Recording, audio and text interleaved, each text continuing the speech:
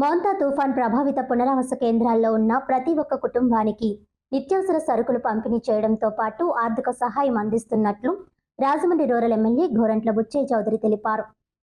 Rural నియోజకవర్గ పరిధిలో మొత్తం 221 కుటుంబాలకు 3.61 లక్షల ఆర్థిక సహాయం అందజేస్తున్నామని అన్నారు.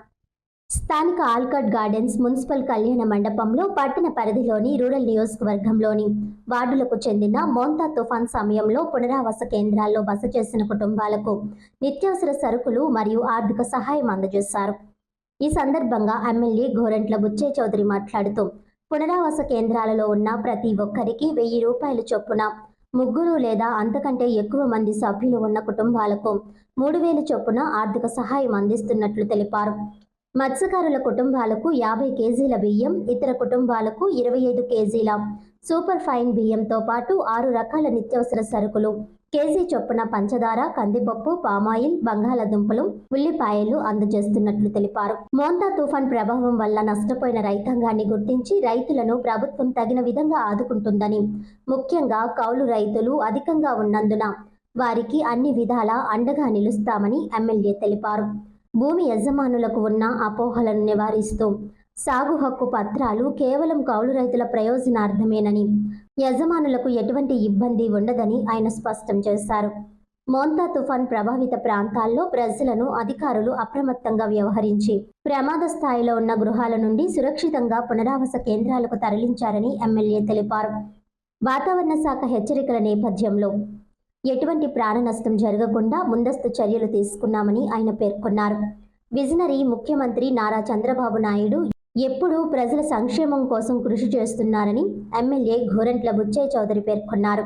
రూరల్ మండల పరిధిలో తడిసిన ధాన్యం మొత్తం పూర్తిగా కొనుగోలు చేయాలని ముఖ్యమంత్రి ఆదేశించారని తెలిపారు.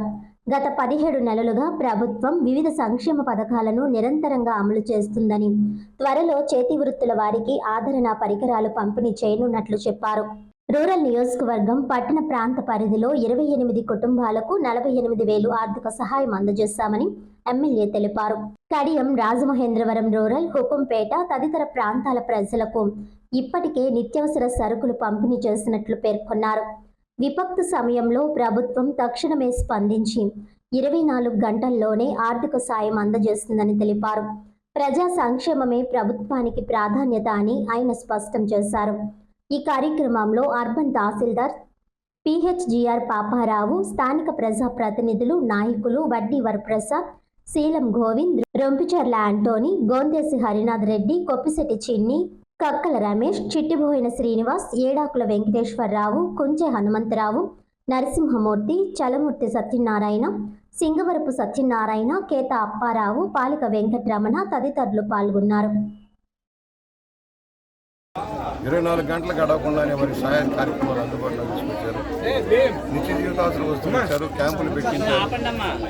కరెంట్ ఎక్కడన్నా పోతే వెంటనే కరెంట్ వచ్చేలాగా చెట్లు తీసే కార్యక్రమాలు చేశారు. ఇప్పుడు ఆయన దూరదృష్టితో తీసుకున్న నిర్ణయాల వల్ల నష్టం తగ్గిపోయింది. అయినా కూడా వృత్తి లేకుండా, పని లేకుండా ఉన్న మత్స్య కార్మికులు కూడా 50 కేజీల బియ్యం, కేజీ పంచదార, కేజీ కందిపప్పు, కేజీ ఉల్లిపాయలు, కేజీ బంగాళాదుంపలు, కేజీ పామాయిల్ని ఇచ్చే కార్యక్రమం అమలు చేశారు. మళ్ళీ ఈ రోజున ప్రతి కుటుంబానికి వ్యక్తికి 1000 రూపాయలు చొప్పున, ఇంట్లో ముగ్గురుంటే 3000, ఇద్దరుంటే 2000, ఒకరుంటే 1000 చొప్పున నగదు కూడా పంపిణీ చేయడం జరుగుతుంది. ఈ గతంలో ఏనాడు జరగల. అంతకుముందు 14-19 మధ్య ఏదైనా వరదలు వచ్చినప్పుడు బాధ్యతలు ఆదుకునే విధానం చూసాం. మరలా ఈరోజు చంద్రబాబు గారి హయాంలో ఇంత పెద్ద ఎత్తున సహాయ కార్యక్రమాలు. వారు బాధితులా కాదు, వారు ఉట్టిపోయింది, పని లేదు, వారికి సహాయం చేయాలన్న లక్ష్యంలో ఈరోజు ఈ కార్యక్రమాలు చేశారు. ఇలాంటి మంచి ప్రభుత్వాన్ని అందరూ ఆశీర్వదించమని వేడుకుంటాం.